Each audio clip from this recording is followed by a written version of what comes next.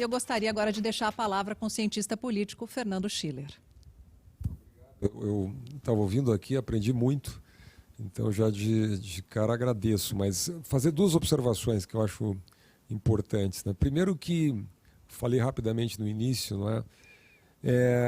Existe um gap no Brasil brutal, não é? Eu tenho falado sobre isso, a gente tem escrito sobre isso. Quer dizer, o que aconteceu durante a pandemia, para mim, uma expressão disso. Quer dizer, você teve, em boa parte do setor público brasileiro, o setor público brasileiro, ele atinge hoje 85%, 84% dos estudantes do ensino básico brasileiro, não é? E, basicamente, nós não tivemos aula na maior parte das redes, não é?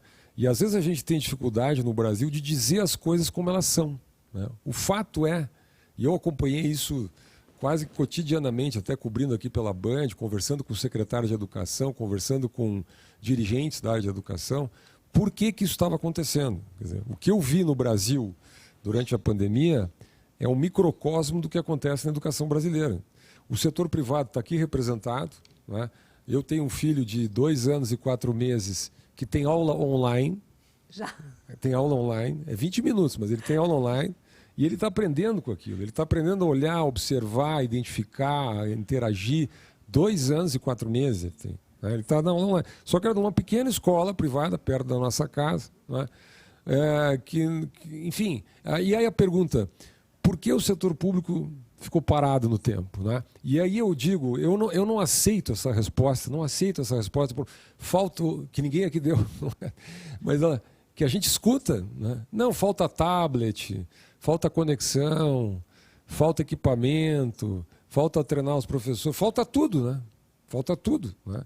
E eu conversei com muitos dirigentes educacionais sobre isso. Quer dizer, no fundo, falta iniciativa, articulação, né? O Brasil gastou, eu tentei achar o dado, quanto é que custaria para o país ter entregado um tablet, um equipamento na mão de cada estudante brasileiro que não tem acesso a um equipamento, né? Coisa de 3, 4 bilhões de reais. O Brasil gastou 300 bilhões de reais com auxílio emergencial no ano passado, só no ano passado. Se tivesse gastado 3%, 1%, desculpa, 1,5% desse valor, você teria fornecido. Agora, aí tem que treinar os pais. Bom, a escola tem que fazer isso, tem que tomar iniciativa, tem que chamar os pais, né? Mas cadê os professores? Os professores estão em greve ou não querem trabalhar, os sindicatos não... Bom, então nós temos um problema que nós temos que encarar no Brasil. Eu acabei de vir agora de uma reunião, por isso que eu até cheguei um pouquinho atrasado, estava numa reunião com educadores em Minas Gerais, onde estamos lançando um programa inédito no estado de Minas Gerais, onde o setor privado vai administrar escolas públicas. A partir de hoje, o setor privado vai administrar escolas filantrópicas, confessionais ou comunitárias privadas, né, vão administrar. E aqui eu estou diante de executivos importantes do setor privado brasileiro. Na minha visão, chegou a hora do setor privado brasileiro assumir parte da educação pública, da gestão da educação pública.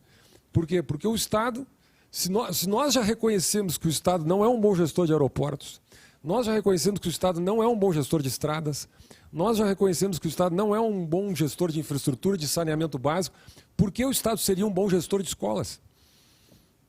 E o Brasil tira a cada 3 anos as últimas posições no PISA. As últimas posições no PISA, isso é escondido muito do país, no ensino público. E a cada 3 anos nós nos lamentamos disso, mas ficamos na passividade. Só que essa passividade cobra um preço brutal para 85% dos alunos do ensino básico brasileiro, né? Porque tudo que nós estamos conversando aqui é para uma elite de 15% dos brasileiros. 85% está fora, né? Então, esse para mim, eu como analista político, professor, eu sou professor há 30 anos, né? De política pública, no INSPER, hoje eu sou professor, eu já dei aula na 7ª série, na 8ª série, no 2º grau, no pré-vestibular, na faculdade, no pós-graduação, doutorado, tudo. Mas o que mais me toca é isso, tá?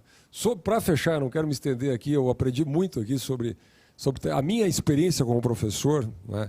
Eu diria assim, o tal do engajamento do aluno, né, não depende tanto de tecnologia. A tecnologia é fundamental e ela ajuda, né? Mas a minha visão é que, primeiro, o professor, de uma maneira geral no Brasil, ele não é treinado para dar aula, né? Eu não aprendi a dar aula na faculdade. Eu não tive nenhuma cadeira na faculdade que me ensinasse a dar aula. Eu não me lembro de ter tido 1 hora de aula em 4 anos de faculdade que tenha me ensinado a dar aula, né?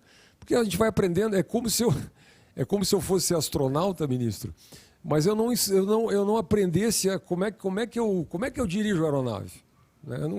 Eu aprendo muito a teoria, mas como é que eu dou aula, né, no processo? Então eu diria, primeiro ponto é esse, eu não sei como resolver, quero deixar aqui aberto no Fórum Band, porque vai ter que ter outros fóruns. As faculdades de educação no Brasil, as faculdades têm que começar a ensinar a dar aula. Tem que começar a treinar as pessoas para dar aula. Nos Estados Unidos até se chama instructor, o instrutor, aquele que sabe dar aula, né? E no mais, eu acredito profundamente no tema do que a gente chama lá, no INSPER a gente chama, mas em outro, que é a educação centrada no aluno. A educação tradicional é uma educação centrada no professor, né? E na minha opinião, já vou terminar aqui porque esse assunto me empolga, mas eu quero dizer o seguinte, quer dizer, se nós não entregarmos poder para o aluno aprende, essa é a minha experiência de 30 anos, quando ele faz alguma coisa. Por isso que eu acredito na educação por projetos, por engajamento, por desafios.